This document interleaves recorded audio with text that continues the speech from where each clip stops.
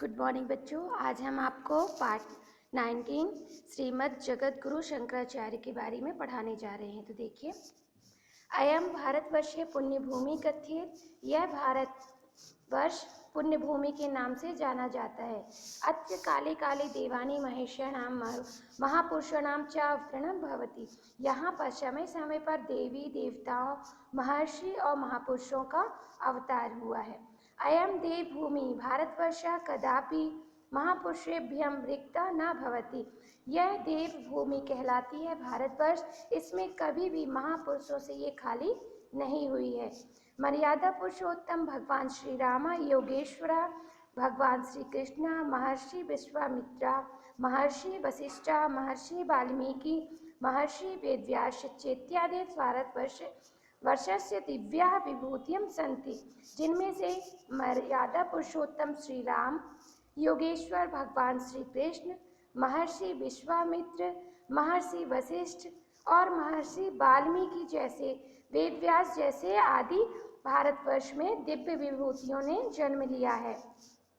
तत्वदर्शिनाम अस्यामे परंपरायाम अप्रतिम तेजस्वी महामनीषी सर्वशास्त्र विशारद आत्मतत्व महाज्ञाता विश्वस्य गौरम च श्रीमद् जगद्गुरु शंकराचार्य अनुत्तम अप्रतिम अलौकिक दिव्य अद्भुत च तत्वदर्शी आसीत।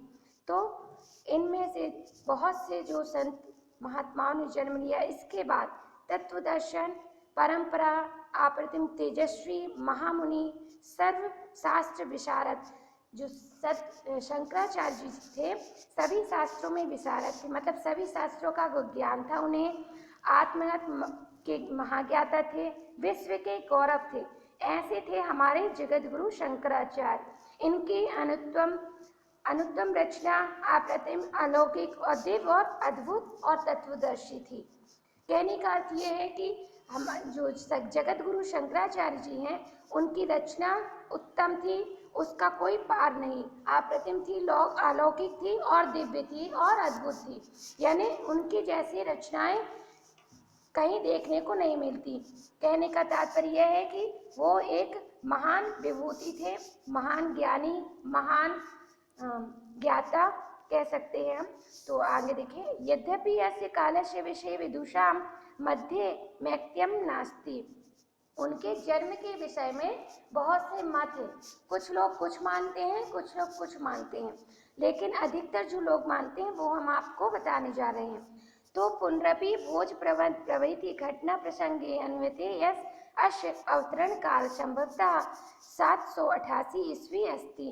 बहुत सारे ग्रंथों में उनका घटना प्रसंग, मतलब उनके जीवन के बारे में 788 ईस्वी माना जाता है। यानी उनका अवतार बहुत सारे लोग 788 मानते हैं। कतिपयानां विदुषां मतस्ति यत् अस्य अवतरण काल 509 ईस्वी पूर्वमस्ति। लेकिन कुछ विद्वान उनका अवतरण 509 ईस्वी को मानते हैं। वास्तविक यद्यपि भवतुम, यानी वास्तविकता क्या है यह कोई नहीं जानता है।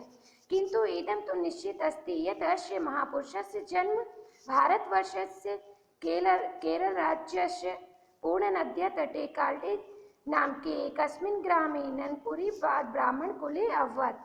और इन महापुरुष का भारतवर्ष में नहीं, केवल केरल के राज्य पुणे नदी के किनारे काल्डी नामक एक ग्राम नंदपुरी ब्राह्मण कुल में हुआ था।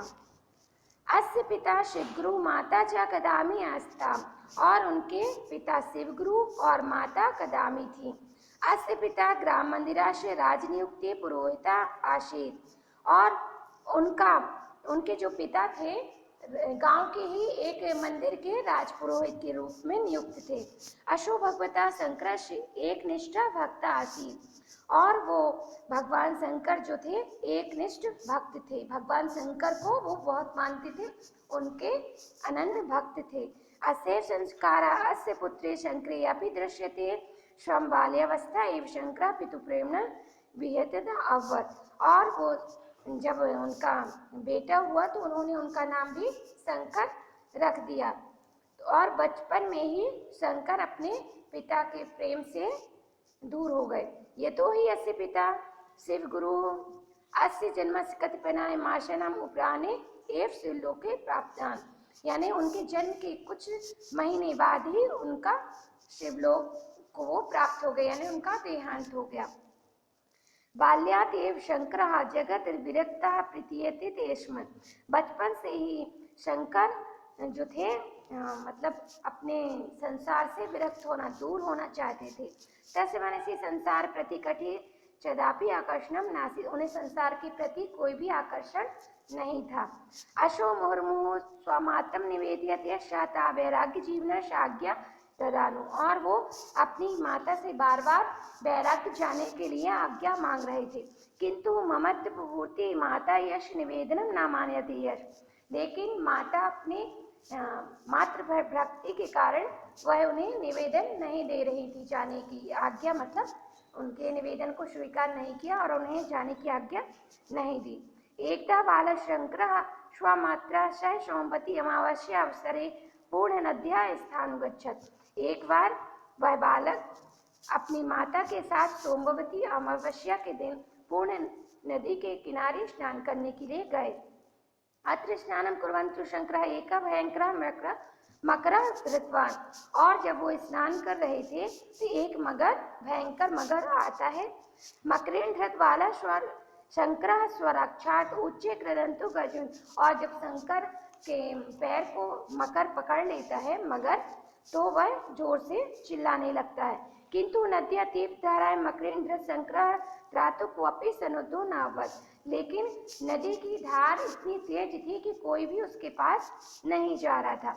मृत्युन्मुखे गतम स्वसुतुम वियुक्तम शंकरस्य माता नद्या तटे विलाप कुर्वन्ति, और मृत्यु के मुख में जाते हुए अपने बेटे शंकर को देखकर माता बहुत जोर से विलाप करने लगती है, रोने लगती है। प्रमत्तम एव स्ववक्षस्थलं ताड़यतु मारवत, और उसकी रक्षा के लिए जोर जोर से चिल्लाती रही। हठात बाल शंकर अववत यत हे जननी, और उसी समय जो शंकर है बाल हट करता है और कहता है, हे माता, मम जीवनम तो गतमें यदि त्वं मा ईश्वराय प्रदास्यति तो कदाचि अयम नक्र मा प्रयुक्तम पुत्रस्य वचनार्कन्दं मप्ता मयि माता स्वसुतम ईश्वराय प्रयंती सा संन्यास ग्रहणम आज्ञा दत्तवंती। तो शंकर ने कहा कि यदि मैं इससे जी जाता हूँ, मतलब ये मुझे छोड़ देता है, यदि मैं बच जाता हूँ तो क्या मुझे संन्यास ग्रहण करने की आज्ञा आप देंगी? वो माता से हट करते हैं। कौन? शंकर। जब मगर उसे पकड़ लेता है तो मौत के डर से माँ उसकी विलाप करती है, तो शंकर उनसे माता से कहते हैं कि यदि मगर मुझे छोड़ देगा तो क्या मुझे संन्यास ग्रहण करने की आज्ञा देंगी? सदैव मकर शंकर अजियत ततो शंकर अपि मातरं प्रणम्यं विश्व कल्याण प्रतिसुसन्नो अभवत, ततो भाविबल माता अभवत। वो पुत्र मृत्यु उपरांत तस्य मम अग्नि संस्कारे भवित्यम इति मैं इच्छा अस्ति। तो माता कहती है कि हाँ, यदि तुम बच जाते हो तो ठीक है, मैं आज्ञा दे रही हूँ, लेकिन अग्नि संस्कार करने तुम्हें ही मेरा आना पड़ेगा। तदा धीरो शंकर अववत यत् अहम यत्र कुत्राति वंशानि किंतु यदा त्वं मां समर्ष्यति तदा क्षणमेव अहम तम पार्श्वे आगस्यामि एक उत्तम संक्रम गृहात् प्रतस्ति। और जैसे ही माँ ने आज्ञा दी वैसे ही मगर वहाँ से उसे छोड़कर चला जाता है, और उसी क्षण वो अपने घर आकर और जाने के लिए प्रस्थान करते हैं। तदा संन्यास ग्रहणं कृत्वा 8 वर्षीय शंकर ओंकारेश्वरे स्वामी गोविंद भगवत पाद दीक्षा प्राप्त ज्ञानम प्रवान। और संन्यास ग्रहण करने के बाद 8 वर्ष के शंकर, 8 वर्ष की ही उम्र थी उनकी, तो वो ओंकारेश्वर में स्वामी गोविंद भगवत पाद से दीक्षा लेकर ज्ञान प्राप्त किया। यानी अपने गुरु किसे बनाए? गोविंद भगवत को उन्हें गुरु बनाकर और उनसे दीक्षा प्राप्त की। कहाँ पर? ओंकारेश्वर में। अयम श्री गोविंद भगवत पाद एम श्री शंकर से प्रपूज्य सदगुरु अवध, और वो अपने गुरु को भगवान की तरह पूजते थे। कौन? शंकर जी शंकराचार्य और किसे पूछते थे? गोविंद जी को। 12 वर्षीय श्री शंकराभ्यक्ते संन्याविदेश देशांतरा सुभ्रमणम कुर्वन् भगवता शिवस्य नगरी काशी अगच्छत। यानी 12 वर्ष की उम्र में ही शंकर संन्यास ग्रहण करके देश विदेश घूमकर लास्ट में शिव की नगरी काशी आ जाते हैं। अत्रासो बहुनां पंडितानां दर्पदलनं कृत्वा स्वमतं वर्धमान। और वहाँ के बहुत से पंडितों का जो गरीब थे तो उन्हें अपने मत में मतलब अपने जो उनका मत था स्वामी जी का, उन्हें अपने मत की ओर अपने ओर कर लिया और उनके लिए कल्याण का रास्ता बनाया। 16 वर्ष से अल्पायुषी ये वसु ब्रह्मसूत्र शिभास लिखितवान।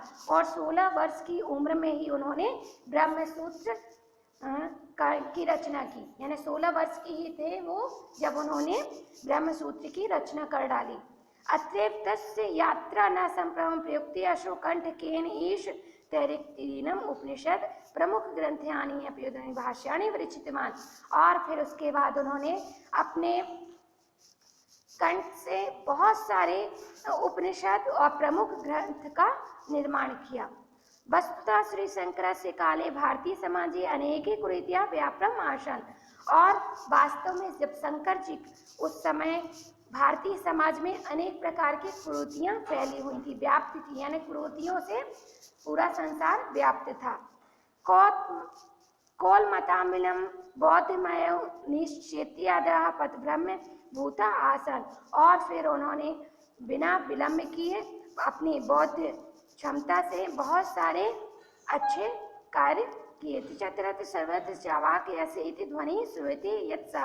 और यहाँ वहाँ सभी जगह मतलब उनके गुणों की चर्चा सभी जगह होने लगी। यावत जीवे सुखम जीवेत, कहते हैं जब जियो तो सुख से जियो, ऋण कृत्वा धृत पिबेत। और ऋण लेकर नहीं जीना चाहिए। अस संप्रदाय जन ईश्वर मुक्ति स्वर्ग धर्म पर लोकम पुनर्जन्मपि चा मान्यते। कहते हैं कि शंकराचार्य जी को ईश्वर का ही एक अंश माना जाता था और स्वर्ग धर्म और परलोक प्राप्त करने के लिए लोग उनके पास जाते थे। मतलब कहते थे कि जैसे उनसे बात करना ईश्वर से बात करने के बराबर था। तो उनके धर्म को और स्वर्ग की मुक्ति मानने के लिए लोग उनके पास जाने लगे। संसारिक सुखो भोगम एव जते जीवन सर्वस्व मान्यते स्म। सभी लोग संसार के सुख को ही अपने जीवन का सर्वस्व मानते हैं। एतादृशे एव काले श्रीमद् शंकराचार्य यत्र सर्वत्र ईश्वर भक्त्या सच्च चरित धर्मस्य वेदांत एवं प्रचारम कृतवान। और इसी समय उन्होंने शंकराचार्य जी ने यहाँ वहाँ सभी जगह ईश्वर की भक्ति और सच्चा चरित्र और धर्म और वेदांतों का प्रचार किया। अस्मिन्नेव क्रमे असो भारत विरुद्धाय मंडन मिश्र नामक विध्वंस सपत्नी पराजित कृतवान। और उन्होंने भारत के विश्वविख्यात मंडन मिश्र और उनकी पत्नी को भी पराजित किया। पश्चात मंडन मिश्र सदृश विद्वान अपनी श्री शंकराचार्य सहयोगी अवध। और उसके पश्चात मंडन मिश्र भी विद्वान जो थे उनके सहयोगी बन जाते हैं। न केवल मंडन मिश्र अपितु हस्तमाला गिरी पदमपाद तोटकाचार्य संप्रति चदविलास ज्ञानचंद्र विष्णुगुप्त शुद्ध कीर्ति भानपुरी च कृष्ण दर्शन बुद्धिमृषि पाद सुंदात आनंद गिरीश इत्यादि तत्वज्ञानम अपि विशेषित कृत्वा विश्व कल्याणम तस् महात्मा सहायक अवध। यानी मंडन मिश्र ही नहीं बल्कि गिरी पदमपाद तोटकाचार्य जी समृद्ध पाठी चिदविलास ज्ञानचंद विष्णुदत्त शुद्ध कीर्ति भानपुरी कृष्ण दर्शन आदि पादक सिद्धांत आनंद गिरी आदि उनके तत्व ज्ञान को प्राप्त करने के लिए उनके शिष्य बन गए और विश्व कल्याण करने में उनके सहायक बने। स्वमत सर्वजनाय अज्ञान अंधकारम चतुर्यति विद्यान भाष्याणाम अतिरिक्त विवेक चूड़ामणि प्रबोध सुधाकर सर्व वेदांत सिद्धांत चैत्यानि अद्भुत ग्रंथानि रचना करो। और सभी लोगों के मिलने के बाद अज्ञान को उन्होंने दूर किया सबके साथ जाकर और विविध प्रकार के भाषण देने के अतिरिक्त उन्होंने फिर विवेक चूड़ामणि प्रबोध सुधाकर और संवेद वेदांत सिद्धांत का रचना कर ग्रंथ की रचना की उन्होंने, यानी इतने सारे उन्होंने रचना की। किसकी? विवेक चूड़ामणि की, प्रबोध सुधाकर और सर्व वेदांत आदि अद्भुत ग्रंथों की रचना की। अस्य सिद्धांत अद्वैतवाद इति नामना अखिल जगति प्रसिद्ध अस्ति, और उनका सिद्धांत अद्वैतवाद के नाम से अखिल पूरे संसार में प्रसिद्ध हुआ। ब्रह्म सत्यम जगत मिथ्या, उनका एक गुरु मंत्र था कि ब्रह्म ही जगत है और जगत मिथ्या है, यानी ये संसार झूठा है और भगवान ही परम सत्य है। यानी ब्रह्म को ही वो सत्य मानते थे और इस संसार को झूठा। एक वो हम द्वितीय नास्ति, और एक हमें हमारे जैसे दूसरा नहीं। चरे वेती यानी चलते जाओ चलते जाओ। चास्त्र प्रमुखा उद्घोषा आसन, ऐसे उनके प्रमुख उद्घोष संपूर्ण से भारतवर्ष से सांस्कृतिक धार्मिक आध्यात्मिक विश्व कल्याणम भावनायाम चायम भारतस्य चतुर्थ धामेषु चतुर्मठान संस्थापितवान अध्यापि तेषाम अधिक स्टार शंकराचार्य एक कथ्यन्ते। कहते हैं संपूर्ण भारत में उन्होंने सांस्कृतिक धार्मिक और आध्यात्मिक और विश्व कल्याण की भावना से भारत में 4 धाम और 4 मठों की स्थापना की। ये 4 धाम और 4 मठ उनके नाम से ही प्रसिद्ध हुए। काल व्यतीत यानी समय व्यतीत होता गया। अस्य माता एकदा रुग्णा अभवत्, एक बार उनकी माता रोग से पीड़ित हो गई। तदानीं श्री शंकर दक्षिण प्रदेश से एवासीत, उस समय श्री शंकर दक्षिण प्रदेश में थे। जनन्या स्वास्थ्य विषयेण समाचार श्रुत्वा अयं सदैव मातु समीपम आगच्छत्, और माता के स्वास्थ्य की बीमारी स्वास्थ्य बेकार समझकर, मतलब जब उनका स्वास्थ्य बिगड़ गया माता का, तो ऐसा समाचार सुनकर वो माता के पास आ गए। संसारा से सर्वोत्तम विरक्ता शिशवा मातरम प्रति एतदृश अनुरागा समत अलौकिक अद्भुत आशीत, और संसार से विरक्त अपनी माता के प्रति उनका प्रेम अलौकिक और अद्भुत था। माता अपि श्री शंकर स्व आशीर्वाद दत्तवान स्वपार्थिव शरीरम प्रदत्तवान, और माता के आशीर्वाद से उनका शरीर मतलब उनकी आत्मा इस शरीर को त्याग दी, मतलब वो मृत्यु को प्राप्त कर ली। श्री शंकरा अति दुखिता भूता, इससे श्री शंकर जी बहुत दुखी होते हैं। पुनः यथा अयम स्वमातु दाह संस्कार कर्तुम इच्छतु अस्य सर्वे कुटुंबिन परिवार ग्रामीण अस्य विरोधे अभवत्, और उनकी माता का दाह संस्कार करने के लिए उनके सभी कुटुंबी परिवार के और ग्रामीण के लोग विरोध कर रहे थे, क्योंकि वो इस संसार से विरक्त हो चुके थे। तो इसलिए उनके अग्नि संस्कार करने से सारे परिवार के, कुल के और उनके गांव के लोग इस चीज़ का विरोध कर रहे थे कि जो संसार से दूर हो जाता है तो वो अग्नि संस्कार नहीं कर सकता। तो इस चीज़ का सारे लोग उनका विरोध कर रहे थे। सर्वेषां मतमासीत् यत् सन्यासिना अग्नि संस्कारे शास्त्रोचित नास्ति, यानी सभी ने कहा कि जो संसार से विरक्त हो जाता है, सन्यासी हो जाता है, उसे अग्नि संस्कार करने का शास्त्र में कोई विधान नहीं है। यानी शास्त्र में ये नहीं लिखा है कि जो संन्यास ले लेता है तो वो अग्नि संस्कार कर सकता है। किंतु श्री शंकर स्वयं सर्वशास्त्र धर्मज्ञ आसीत्, लेकिन शंकर जो थे स्वयं धर्मशास्त्र के ज्ञाता थे। तो अयम स्वमातु इच्छा निश्चितस्य अग्नि संस्कार कर्तुम इच्छति स्म, लेकिन माता की इच्छा अनुसार अग्नि संस्कार वो करना चाहते थे, क्योंकि उनकी माता ने जब वो अपने इस संसार को छोड़कर जाना चाहते थे तो माता ने एक ही बात कही थी कि जब मैं मरूं तो मेरा अग्नि संस्कार तुम ही करना। इसी बात को जानकर उन्हें जाने की अनुमति दी थी। तो माता की इच्छा के लिए वो अग्नि संस्कार करना चाहते थे। अतएव सर्वे कुटुंबिन खिन्ना भूत्वा स्वगृहं प्रत्यागच्छन्, इससे सारे कुटुंबवासी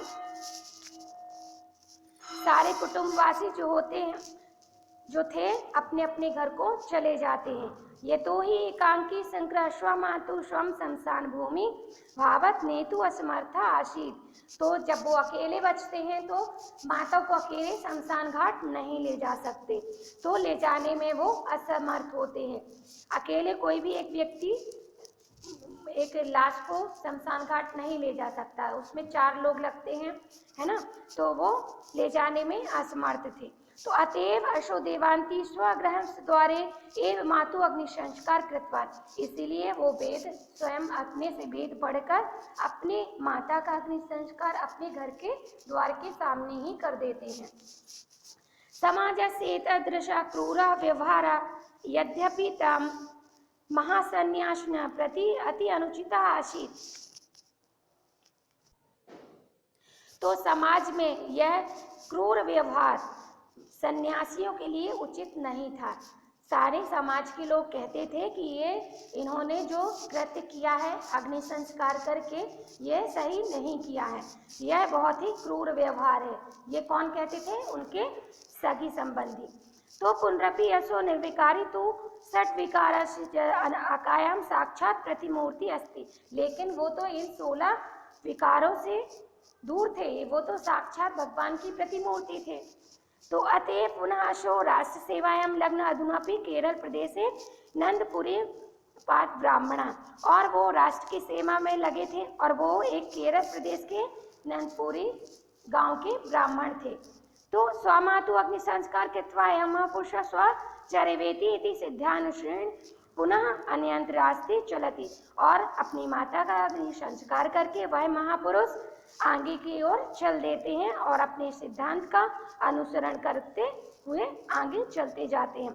अस्मिन्नेव कमे यत्र तत् सर्वत्र वेदान्तस्य शंखध्वनि कृत्वा अयम इंद्रित योद्धा वाद्रिकाश्रम गत्वा तत्र स्वप्रदेश राष्ट्र प्रबोधयात्, और यहाँ वहाँ सभी जगह अपने वेदांत से शंख ध्वनि करते हुए बद्रिका आश्रम की ओर जाते हैं।